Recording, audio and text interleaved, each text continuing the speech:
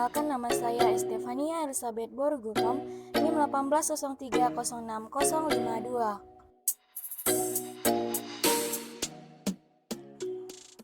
Teman-teman, kali ini saya akan membahas tentang biosintesis telur yang memiliki 3 topik. Yang pertama itu sintesis yolk, yang kedua sintesis albumen, yang ketiga sintesis kerabang telur. Biosintesis adalah suatu proses pembentukan senyawa yang dikatalis oleh enzim yang terjadi pada organisme hidup, dan dalam proses ini terjadi suatu tahapan-tahapan. Nah, dapat disimpulkan bahwa biosintesis telur merupakan suatu proses pembentukan senyawa pada telur yang dikatalis oleh beberapa enzim yang di dalamnya terdapat suatu proses dan tahapan-tahapan tertentu.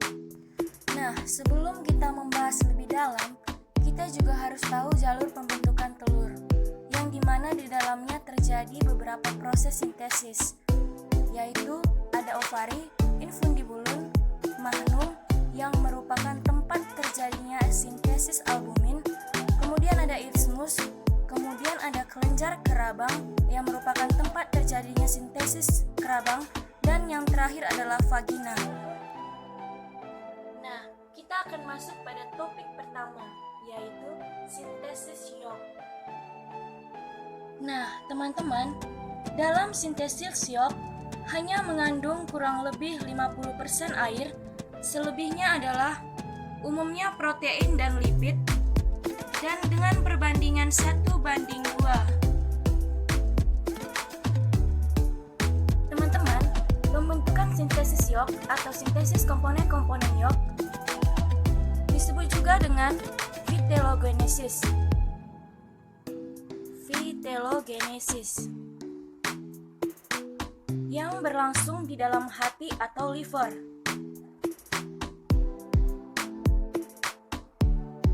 Di bawah koordinasi dari hormon-hormon, yaitu gonadotropin dan hormon steroid. Nah, setelah sintesis yang terjadi pada hati atau liver ini, kemudian akan dibawa ke oosit dengan kontrol oleh estrogen.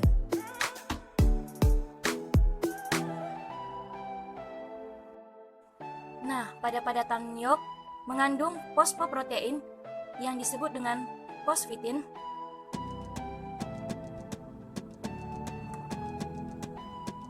Kemudian terdapat lipovitelin,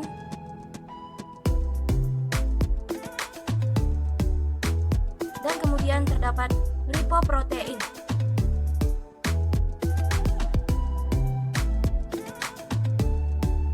Nah, di sini juga terdapat oosit, fecal layer, dan granulosa layer.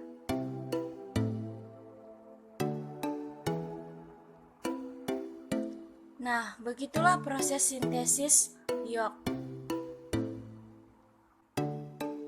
Nah, kita akan masuk pada topik kedua, yaitu sintesis albumin. Nah, teman-teman, dalam sintesis albumin terdapat beberapa protein pada albumin.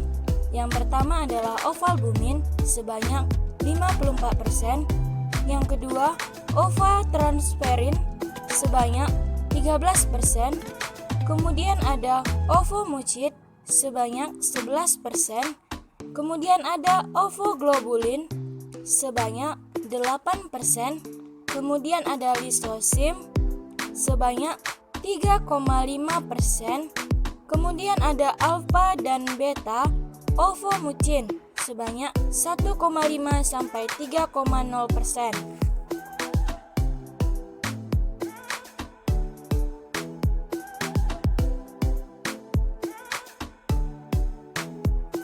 Di sini juga terdapat protein yang levelnya sangat rendah atau kecil. Yang pertama itu ada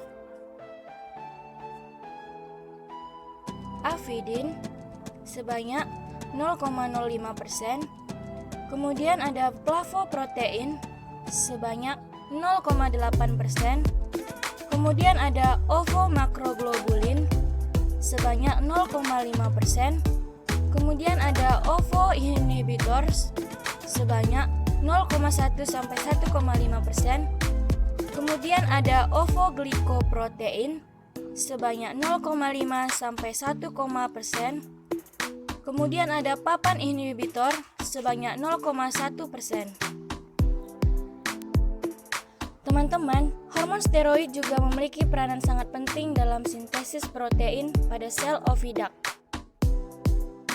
Nah, sekarang kita akan masuk pada topik ketiga, yaitu sintesis kerabang telur.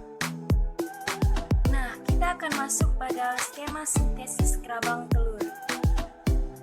Terbentuknya kerabang telur dengan adanya ketersediaan ion kalsium di dalam plasma darah.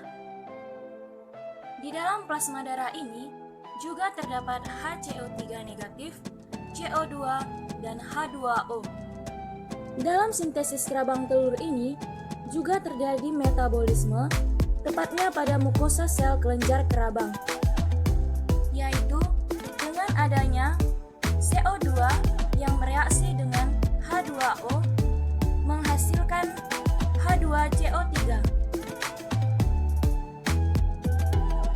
Kemudian dirombak oleh enzim karbonik anhidrase menjadi HCO3 negatif atau ion bikarbonat. Di dalam cairan dalam kelenjar kerabang, ion kalsium juga pindah ke dalam. Ion bikarbonat juga pindah ke dalam. Dan H positif juga terlepas ke dalam.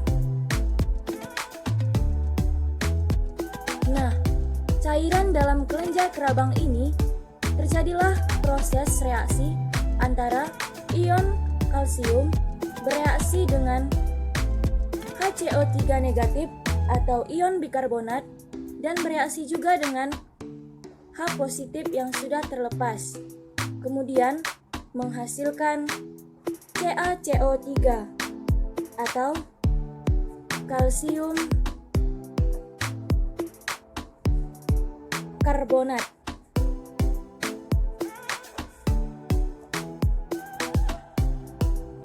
Mana kalsium karbonat atau CaCO3 ini merupakan senyawa yang terdapat pada kerabang telur.